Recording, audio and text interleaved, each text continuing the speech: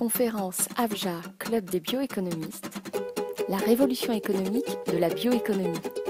On va essayer de mettre du concret, justement. On va prendre des exemples qui aujourd'hui sont sur nos territoires. Alors, on va démarrer par vous, Frédéric Martel. Donc, le projet Futurol. Alors, ce projet, on en entend parler depuis longtemps, ça a été lancé en 2008. Donc, expliquez-nous le concept et puis vous en êtes où en fait, aujourd'hui de ce projet Futurol. Je crois que ça commence à devenir de plus en plus concret. Donc, le projet Futurol a été initié dans les années 2006. La situation de l'époque, vous la connaissez tous, c'était le boom des biocarburants de première génération sur les impulsions du vin infrarin. Ceux qui ont conçu le projet Futurol étaient à la fois des établissements publics, mais aussi des établissements privés qui, sous une mission qui a été donnée à l'époque par M. Chirac, avaient imaginé de prévoir le futur via des projets de biocarburants. Des biocarburants qui remplaçaient le diesel et des biocarburants qui remplaçaient l'essence. Ça a donné à l'époque l'occasion de deux grands projets, Biotifuel pour la voie diesel et Futurol pour la voie essence. Projet Futurol. Donc voilà partie dans ce projet, on va dire sur la starting block en 2008. En 2016, ça fait 8 ans que le projet a démarré. Il doit se terminer en fin 2016, il y a quelques mois de retard, il se terminera début 2017. Et je vais aller simplement au résultat. Le résultat technique, on sait produire aujourd'hui un biocarburant qui, sous réserve de l'expérimentation à taille industrielle, celle que nous sommes en train de réaliser dans un site industriel, pourra atteindre le prix de la première génération. Le prix de revient de la première génération. Donc en gros, vous savez produire aujourd'hui en pilote de l'éthanol qui est moins cher, légèrement moins cher que l'essence. Qui sera moins cher que l'essence. Qui sera moins cher que démonstration. Vous avez passé l'étape du laboratoire, l'étape du pilote, et vous êtes au stade démonstration. Démonstration, c'est-à-dire c'est quoi démonstration? Démonstration, c'est la plus petite taille industrielle d'équipement installé sur un site industriel. Elle a démarré en juin, hein, c'est Oui, ça? Tout à fait. Donc c'est récent. C'est très récent. Elle a démarré en juin. Elle a démarré sur bois et nous sommes actuellement sur paille. Voilà.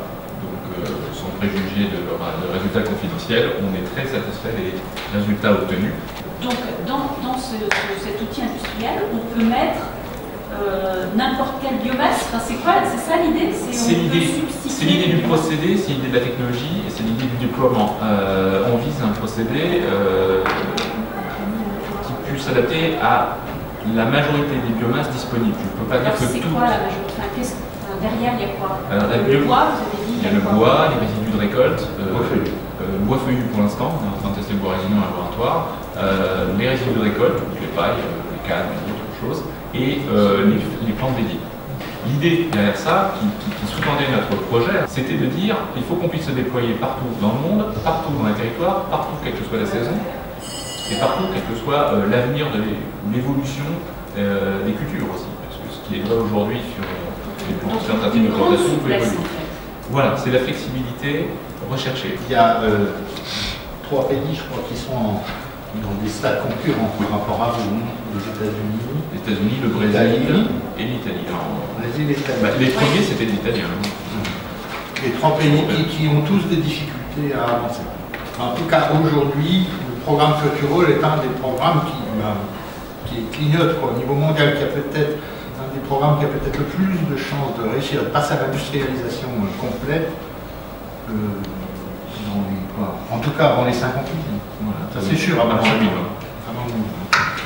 Vous vouliez intervenir? Allez-y. Pour souligner l'importance de regarder vers l'amont, c'est-à-dire les modes de production, les incidences de ces modes de production sur le paysage, je dirais, sur la biodiversité, sur les équilibres de l'attribution des surfaces. On se rappelle les émeutes de la faim et la communication qui s'est faite sur cette base-là. Il va falloir choisir entre rouler ou manger. Or, si l'on regarde un petit peu les choses en détail, et cela a été fait depuis 2008, la réalité c'est que ça n'était pas un choix à l'époque. Ça a été une communication plus qu'un choix. Et ça ne semble pas l'être pour l'avenir. Sous un certain nombre de réserves, sous un certain nombre de précautions, ces précautions ont été intégrées dans les textes européens qui encadrent aujourd'hui la production notamment de biocarburants. Voilà, je ne vais pas en rajouter plus, mais c'est important parce qu'encore une fois, l'avenir de la bioéconomie, il est en partie sur une utilisation accrue des bioressources pour l'énergie. Je peux juste encore ajouter un petit point qui va dans le même sens, c'est que si on se projette, là j'ai dit doublement de la mise d'ici 2030, puis doublement à nouveau de la mise d'ici 2050, ça se fera pour les 2 tiers avec des ressources lignocelluleuses et 1 tiers avec des ressources de type agricole. C'est-à-dire que c'est vrai qu'on a tenu un peu compte de ces questions de manger ou rouler, hein, de concurrence d'usage, et on sait que la planète est finie et on sait qu'il va y avoir 10 milliards d'habitants à nourrir. Donc on est obligé de gérer la gouvernance du carbone vert en fonction de la gouvernance alimentaire également. Il est clair que là où la planète a des réserves et peut encore recoloniser 2 milliards d'hectares de terre marginale pour produire de la cellulose, du kénal, des trucs, c'est dans le lignocellulosique. Or, la nature a tellement bien fait les choses qu'en prenant du lignocellulosique et en le coupant en petits morceaux, comme du saucisson, ben, je peux réassembler à peu près ce que je veux derrière. Je peux même réassembler de l'alimentaire si je veux. Je peux réassembler du carburant, je peux réassembler de la chimie. Notre ami Futurol, je suppose qu'il n'a pas uniquement en tête le marché du carburant. Il a aussi le marché en tête de la chimie. L'éthanol est un super précurseur chimique. Donc, retenez, 2 tiers de notre avenir, c'est le bois, enfin c'est la lignocellulose, disons. Et on a des réserves considérables de ressources au niveau du bois. C'est celles qui sont les moins bien communes. Christophe de Boissoudy, sur à la fois la société et donc vous êtes président, donc, je disais tout à l'heure, du Club des bioplastiques, et de façon plus générale, quels sont les acteurs français du marché des bioplastiques aujourd'hui et les usages les plus importants? Alors, la société Novamont, et ensuite je viendrai sur le côté plus français, plus général. Oui. La société Novamont, en fait, a commencé en 89. Et en 89, pourquoi? Tout simplement parce qu'il y a eu une acquisition du groupe Ferruzzi, qui vient donc de l'agroalimentaire, et qui a acquis un groupe qui s'appelle Monte Edison, qui était vraiment la pétrochimie. Quand Ferruzzi est arrivé, le président de Ferruzzi est allé voir le laboratoire, le plus en pointe, en disant bah, écoutez, vous cherchez, vous faites des recherches sur les origines fossiles. Moi, je viens de l'agricole, vous allez me faire le plaisir maintenant d'orienter toutes vos recherches sur des bases d'origine renouvelable et donc des bases d'origine végétale. Et ça a donné, entre autres d'ailleurs, des orientations vers les biocarburants, mais principalement des orientations vers les bioplastiques, c'est-à-dire des plastiques d'origine végétale. Et ce qui avait été également demandé d'ailleurs par Raoul Gravieni, qui était le président à l'époque, c'était d'essayer de trouver des matériaux qui contenaient en leur sein la solution de leur élimination finale. Puisqu'effectivement, tout ce que produit la nature a déjà la solution de son élimination à travers la biodégradation. Donc il avait vraiment une vision extrêmement large. Et c'est comme ça que Novamont est né. Et par la suite, on a voulu diversifier. Et pas simplement rester sur les bidons. D'où le chardon, d'où l'huile également. Mais le chardon, c'est l'huile, puisqu'on utilise des graines de chardon. D'où la façon d'aller sur des terres qui ne sont pas des terres normalement dédiées à l'agriculture, le chardon. Et ben, pas plus tard que vendredi dernier, nous avons inauguré une nouvelle bioraffinerie. Maintenant, nous avons 6 sites sur l'Italie, puisque c'est une société italienne, et qui travaille en ce moment sur le sucre. Et plus particulièrement, d'ailleurs, vous parliez de Tereos. Nous avons des accointances avec Tereos pour essayer de récupérer du sucre, pour faire également des blocs, des briques, avec lesquels on peut faire des bioplastiques. Alors, pourquoi nous sommes en France? Quand nous avons développé les bioplastiques, nous avons évidemment regardé quel pourrait être le pays le plus intéressant pour nous pour développer localement des usines, des bioraffineries. Et lorsqu'en 2006, la première loi sur les sacs plastiques, dont vous avez très certainement entendu parler, voulant remplacer tous les sacs de caisse par des sacs biodégradables, qui est la première loi d'ailleurs au monde qui a demandé, qui s'est orientée dans cette voie. Nous se sommes dit, chouette, nous allons pouvoir enfin aller chercher, aller implanter des usines là où il y a la matière première en Europe, sachant que nous souhaitons installer des usines, et je pense que la bioraffinerie est placée dans cette logique, là où il y a la matière première et le débouché, de manière à, d'une part, restructurer les éléments, enfin, réindustrialiser l'Europe, pour faire court. Aujourd'hui, vous savez que la plupart des sites pour le plastique sont plutôt déplacés en Asie, et que vous avez entendu parler de Petroplus, d'autres sites de la pétrochimie qui sont en train de fermer, et la bioraffinerie, en fait, ce type de bioraffinerie, donc la bioéconomie, permet une réindustrialisation de nos pays européens en utilisant des matières premières. Vous m'avez expliqué qu'en Italie, il y a 2 sites qui se sont installés sur des anciennes raffineries pétrolières. Absolument. Nous avons toujours récupéré d'anciens sites de la pétrochimie. Et là, je vais passer au club des bioplastiques. Alors, le club des bioplastiques, c'est quoi? Comment se fait-il qu'il soit né en France? Pour la petite histoire d'ailleurs, c'est la première association européenne pour le projet mondial d'ailleurs qui a vu le jour, et qui a vu le jour aussi en France, ce n'est pas non plus anodin, qui regroupe l'ensemble de la filière. Et ça, c'est très important. Car souvent, l'agriculteur vend ses matières premières, ne sachant pas nécessairement ce que l'on va en faire, comment en tout cas elles seront transformées. Parce que si on reste dans une logique plus globale, ce qu'on appelle l'économie circulaire, qui aujourd'hui est très à la mode, on en a fait avant sans forcément le nommer de cette façon-là, et la bioéconomie rentre totalement dans cette logique d'économie circulaire. On a un agriculteur qui produit une matière première, cette matière première est transformée dans une matière qui se trouve ici être du plastique.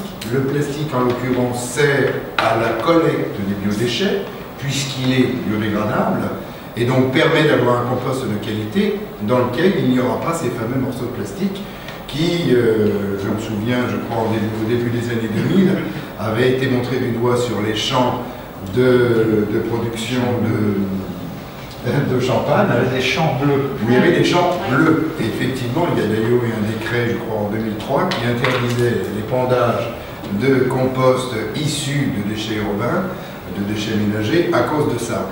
Donc, le fait d'avoir l'ensemble de cette filière à l'intérieur d'un club permet à chaque acteur de pouvoir comprendre l'intérêt qu'il y a à véritablement développer un produit, mais également une politique, de se positionner de manière à ce que l'aval puisse être favorisé. Et donc on a pu avoir avec les agriculteurs, la GPB, la GPM et les producteurs de pommes de terre, puisque nous avons l'ensemble de ces agriculteurs, de ces associations qui sont représentées, un soutien de manière à ce que puisse être effectivement développé le produit final. Alors, dans une boucle totale et un intérêt commun de l'agriculture jusqu'à la plasturgie, alors que jusqu'à présent, les plasturgistes, bien évidemment, ne discutaient absolument pas avec les agriculteurs. En France, en fait, nous avons la plus grande, le plus important, je dirais, foyer de sociétés dans la bioéconomie et donc pour les bioplastiques, qui sont capables de produire des bioplastiques. Et puis, donc, derrière ça, vous avez les plasturgistes, sachant quand même que la plasturgie française est à la 2e ou 3e place européenne et qu'ils sont extrêmement concurrencés par l'Asie. Là, je ferai peut-être une petite parenthèse sur la loi de transition énergétique qui a mis en avant ce type de matériaux pour les sacs à usage unique, entre parenthèses et très rapidement, les sacs fruits et légumes pour faire court. Ce n'est pas que les sacs fruits et légumes, ce sont en fait les sacs à usage unique, mais qui sont souvent associés aux sacs fruits et légumes. Ces sacs fruits et légumes sont importés à plus de 98% d'Asie, évidemment faits dans une matière fossile. Et cette bioéconomie, ces bioplastiques permettent de relocaliser l'ensemble de ces plastiques qui sont faits en Asie à travers donc cette matière qui donnera ce produit, les sacs fruits et légumes, qui seront faits en Europe et plus particulièrement en France. Donc non seulement la bioéconomie est un avenir important par rapport éventuellement à l'élimination ou à la disparition des ressources pétrolières, mais ça permet également de relocaliser une industrie et de redonner à nos pays qui manquent cruellement de pétrole, même si nous avons beaucoup d'idées, la preuve en est d'ailleurs, puisqu'on est en train de les mettre en œuvre, des avenirs industriels qui ne nous permettra pas de rester à terme uniquement dans des sociétés de services. Et pour nous, c'est quelque chose d'absolument fondamental. Je rappelle juste 4 dates intéressantes quand même à se mettre dans la tête. Le premier caoutchouc industriel qui a été utilisé pour fabriquer des bâches imperméables pour des vêtements, c'était 1823. Après, la première matière plastique de synthèse fossile qui a été fabriquée, 1856, le celluloïd, qui a donné la balle de ping-pong après. C'était une matière plastique de bois. À l'époque, déjà, c'était de la fibre de cellulose, pas uniquement. Après, en tout hommage à Novamont, je crois que c'est le premier bioplastique à base d'amidon, c'est Materobit 1990. Là, vous avez commencé à avoir des stylos que vous plantiez dans votre pot de fleurs et qui, au bout de 21 jours, avaient disparu. C'est intéressant. Le Materobit, ça a été le premier plastique bio, clairement. Mais avant, il y a eu, en 1971, un truc dont on ne parle jamais, le premier fil opératoire résorbable, le PGA. Si vous avez des fils résorbables, c'est parce qu'ils sont biodégradables et c'est parce qu'ils sont bioéconomiques. Et il n'y a même pas que des fils, il y a aussi des broches résorbables, comme vous savez. Juste pour vous dire que cette bioéconomie, même si elle n'écrase pas le monde, elle est quand même présente sur des stratégies extrêmement fines et à haute valeur ajoutée dans différents domaines, et ça depuis assez longtemps. Simplement, tout le monde l'a oublié. On vit à l'heure du pétrole depuis la deuxième révolution industrielle et on a tout oublié. Comme je dis souvent, notre civilisation est devenue amnésique et myope. Elle a tout oublié, elle ne sait plus regarder le futur. Voilà, ça, nous, c'est une manière pour nous de remettre, de soigner cette amnésie et cette myopie.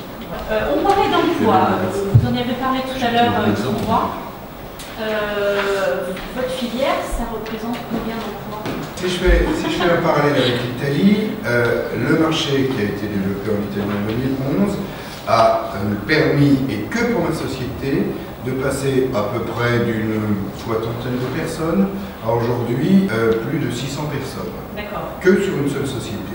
Et sur la France, ce qu'on imagine pouvoir avoir à partir de l'année prochaine, ou peut-être de 2018, on verra, on passerait d'aujourd'hui à peu près pareil, on est à une centaine d'emplois véritablement dédiés au bioplastique, peut-être 150, à plus de 3 à 4 000 emplois à terme dans les 6 mois ou l'année à venir. Donc j'aurais plutôt tendance à dire 3 000 plutôt que 4 000. On avait imaginé 4 000 puisque au départ on pensait qu'également les sacs de caisse pourraient avoir une possibilité en bioplastique, ce qui n'est pas le cas. Donc n'ayant que les sacs fruits et légumes, on est à peu près à 25-30 000 tonnes de marché potentiel, ce qui représenterait effectivement à peu près 3 000 emplois dans l'immédiat pour pouvoir répondre à ce marché. En gros, dans l'année. Ah, mais dans l'année. N'oublions pas que les sacs en papier craft font partie de la bioéconomie. Absolument. Bien sûr. Et donc, ce n'est pas de la concurrence nette, directe, complète avec le pétrole. Le sac en papier est très répandu aux États-Unis. À mon avis, il va se répandre en France. C'est déjà le cas. La loi n'a fait que permettre également aux sacs en papier de pouvoir se développer là-bas. Donc, il arrive que la bioéconomie tue la bioéconomie. Ça arrive. Ah ben, pas nécessairement, parce que là, de concurrence. On va être concurrent, mais sur un marché naissant. Un marché qui ça me fait un peu penser à deux personnes qui mettraient le pied sur les États-Unis, tout au début de la découverte des États-Unis, qui se regardaient en chatoyance en disant ce champ, là, c'est pour moi. Donc on en est là quand même. Dans tous les domaines de la bioéconomie, je dis nous, les gens qui pilotaient ces stratégies, n'ont jamais voulu entrer dans une logique de substitution totale. Absolument. Nous avons toujours au contraire cherché une logique de mix. ce soit pour les matériaux de construction, que ce soit pour les garnitures automobiles, que ce soit pour les chaudières bois, on a toujours mixé les chaudières bois avec du gaz, que ce soit qu'on a toujours cherché un mix, pour profiter des réseaux de clients et de distribution du fossile, parce qu'on ne va pas se créer un réseau nous-mêmes. Les Allemands ont tous créé un réseau eux-mêmes pour le biodiesel, ils se sont plantés minablement. Nous, on veut profiter des réseaux qui existent, profiter du savoir qui existe et essayer de jouer la synergie. Des fois, ça nous a... Le gaz de France, ça n'a pas toujours été facile, par exemple, mais d'autres fois, en général, ça nous a été très favorable. Donc là, je crois qu'il y a aussi dans cette histoire de sac de caisse, et si on monte même à la loi de 2006, l'idée de ne pas tout substituer, parce qu'on n'a pas les capacités, tout simplement, puis parce qu'on n'a pas intérêt, mais essayer de jouer la synergie avec le fossile, et avec le papier, d'ailleurs, en plus. Et voilà un petit peu. Très cohérent, notamment sur ce sujet, très cohérent, parce que, comme ce sont des plastiques biodégradables et compostables, ça n'a d'intérêt que si, en fin de course, ils finissent dans le compost. Donc, faire des propositions sur des produits nouveaux comme ça, pour essayer de substituer de manière systématique à un produit pratiquement équivalent, mais qui n'aurait pas de logique totale, c'est aussi se tirer une balle dans le pied. Parce que justement, on a tendance à vous dire, écoutez, ça n'a aucun intérêt de faire ce type de produit d'origine végétale et biodégradable ou compostable, dans la mesure où de toute façon ce n'est pas orienté vers le compost. Donc il faut aussi faire très attention et pas simplement parler de matière, mais de matière versus produit particulier pour aussi rentrer dans cette économie, je dirais de manière quand même un petit peu plus tranquille, sans rentrer dans une opposition frontale avec les pétroliers. D'accord. Alors, on va rentrer dans le sujet autour des économies de gaz à effet de serre. Donc, on est dans l'actualité, puisque le Parlement européen, vous savez, cette semaine a approuvé la ratification de l'accord de Paris, dans le cadre de la COP21. Cet accord de Paris a été ratifié par 70 pays, ce qui représente 52% des émissions mondiales de gaz à effet de serre. Et donc, quand l'Union européenne va le ratifier, on passera à plus de 55%. Donc, il pourra entrer en vigueur. Alors, la question est, comment on fait pour respecter l'engagement d'une baisse de 40% des émissions de gaz à effet de serre d'ici 2030, puisque c'est l'engagement de l'Union européenne. Claude Roy, comment on fait? Qu'est-ce qu'il faut comme mesure aujourd'hui pour le respecter et est-ce qu'on peut y arriver sans la biomasse? Non, on ne peut pas y arriver sans la biomasse. Et sans les biocarburants? On ne peut pas y arriver sans les biocarburants. On ne peut pas y arriver sans augmenter fortement les biocarburants. Quoi qu'on en dise, on a beau parler de carburant avancé, de machin, de bloc montage, tout ça c'est de la blague. Si on ne double pas, grosso modo, on est à 7 aujourd'hui de biocarburants, 7% en gros d'incorporation, il faut qu'on passe à 15. Si on passe à 15, c'est une pierre énorme dans ce sujet. Mais avant de parler de ça, je voudrais dire que le premier problème, c'est le problème du dénominateur. On n'en parle jamais du dénominateur. C'est-à-dire que si on veut arriver à gagner le pari du climat, il faut déjà travailler sur le dénominateur, c'est-à-dire sur la consommation. Oui, il faut d'abord réduire ça. Si vous me dites, je continue à croître, à faire un taux de croissance tous les ans de 3% à vitam aeternam, y compris 3% d'énergie, etc., c'est même pas la peine d'essayer, on n'y arrivera jamais, on va se planter à 4 degrés d'augmentation du MM6, d'ailleurs probablement d'ici la fin du siècle, à ce moment-là, la planète va tourner à Vénus, on va se réchauffer, on va s'assécher, et on va se... Donc la première chose, je vous ai dit tout à l'heure, 3 voies pour lutter contre le climat. 1, la sobriété, en gros il faut se serrer la ceinture, c'est clair qu'il faut se serrer la ceinture, il faut changer le mode de vie. Alors, vous avez dans la loi de transition énergétique et dans l'accord de Paris des sous-entendus importants sur ce qu'on met toujours en avant, parce que ça fait plaisir à tout le monde, c'est les technologies. On a inventé de nouvelles technologies, ça, oui. Mais ça ne suffit pas. Il ne faut pas oublier dans votre vie que toutes les technologies qui ont été inventées depuis le 19e siècle, depuis la deuxième révolution industrielle, ont été des technologies énergivores. Toutes. Alors aujourd'hui, il faut qu'on invente des nouvelles technologies et puis des nouveaux modes d'organisation qui ne sont pas énergivores. Au contraire, ils sont désénergivores et ils sont décarbonivores. Il faut inventer des villes plus compactes et plus hautes, au lieu d'avoir des villes étalées. Il faut des systèmes de transport plus collectifs, avec l'électricité, à condition qu'elle ne soit pas fabriquée avec du charbon ou de la lignite, comme en Allemagne, n'est-ce pas? Parce que l'électricité, c'est propre, si c'est nucléaire ou si c'est renouvelable. Mais si c'est du charbon ou de la lignite, c'est horrible. C'est horrible, l'électricité, c'est archi polluant. C'est pas au pot d'échappement que c'est polluant, c'est à la fabrication. Donc il faut inventer un mode de vie sobre, et il ne suffit pas de prendre une douche plutôt qu'un bain. Ça, c'est de la gnognotte. Prendre une douche plutôt qu'un bain, c'est vraiment très gentil, ça. C'est beaucoup plus loin que ça. le fait, donc c'est déjà... Je vais vous en donner un exemple. Le pari, non pas de COP21, mais le pari du facteur 4, c'est de diviser par 2 au niveau mondial l'émission de carbone de chaque terrien. Nous sommes aujourd'hui à 1 tonne de carbone par terrien. Je précise que les Européens, c'est 4 fois plus, et les Américains, c'est 8 fois plus. Et le pire, c'est les Australiens, c'est 9 fois plus. C'est les pires émetteurs de la planète. 1 tonne de carbone, donc on a droit à 1 tonne de carbone. C'est un aller-retour Paris-New York. Ça veut dire que si j'applique mon objectif du facteur 4 à chaque terrien, vous compris, n'a plus le droit dans sa vie pendant une année de ne faire qu'un aller-retour Paris-New York ou 15 000 km en voiture. Mais il a le droit ensuite de manger, de se laver, de... Ou de remplir sa chaudière de 2000 litres de fumée. Au choix. Mais vous ne pouvez pas faire les trois en même temps. Et puis vous n'avez pas le droit évidemment de manger, ni de... Ça veut dire que ces objectifs, ils sont considérables, absolument considérables. Et ça, c'est le problème du dénominateur. Si on n'arrive pas à écraser le dénominateur, à stabiliser, alors en Europe, on y est à peu près arrivé, mais grâce à la crise, on arrive à stabiliser nos émissions, et bien on pourra toujours essayer de réduire nos émissions avec tout ce qu'on veut derrière, on fera le tonneau des Danaïdes et on y arrivera. Donc le dénominateur. Deuxième facteur de l'équation, le renouvelable, évidemment, qui est important. Alors le renouvelable, on vous bassine à longueur de journée avec les éoliennes, les panneaux solaires, etc. Tout ça, c'est absolument négligeable. D'abord, ça ne substitue que de l'électricité. Or, nous, l'électricité, elle est nucléaire à 80%, donc elle n'est pas émettrice de CO2 à 80%. Donc, notre stratégie électro-renouvelable, elle n'est pas comptabilisable pratiquement.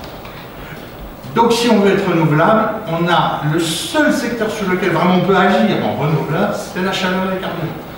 Et le seul moyen qu'on a d'agir, à propos, il y a une près, parce qu'évidemment, il y a les panneaux solaires thermiques, bien entendu, il y a des effets conséquents derrière de l'électricité, mais le seul moyen qu'on a vraiment d'agir, c'est la biomasse. La biomasse, c'est le seul domaine du renouvelable qui fait du carbone vert, c'est-à-dire qui remplace de l'hydrocarbure. Il n'y en a pas d'autre, à part le solaire thermique, donc les panneaux et l'eau chaude sanitaire. Okay. Et je peux vous dire donc que si on intègre les éléments liés au dénominateur et qu'on veut faire les 40%, eh bien 20% sûr, garanti, promis, juré, 20% de ces 40%, ça viendra de la bioéconomie. Et ça ne peut pas venir d'autre chose que de la bioéconomie. 20% de ces 40%, ça veut dire... 20% des réductions de 40% des émissions de CO2 viendront de la bioéconomie. Donc ça veut dire la moitié? 20% de 40%, ça fait 8%. 8%. Le reste va venir, bien sûr, d'un tas de petits trucs, le solaire thermique, etc. J'ai oublié la géothermie, pardon, tout à l'heure, la géothermie, qui est importante, hein, quand même, un petit peu. Mais ça va surtout venir du dénominateur, c'est-à-dire de ce qu'on appelle publiquement la maîtrise de l'énergie, c'est-à-dire surtout les économies d'énergie, c'est-à-dire cette valeur des dénominateurs.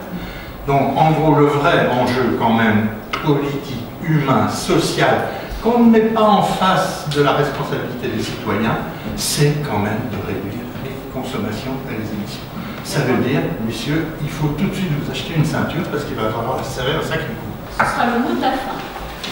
Merci. Retrouvez l'actualité de l'AFJA sur www.afja-asso.fr.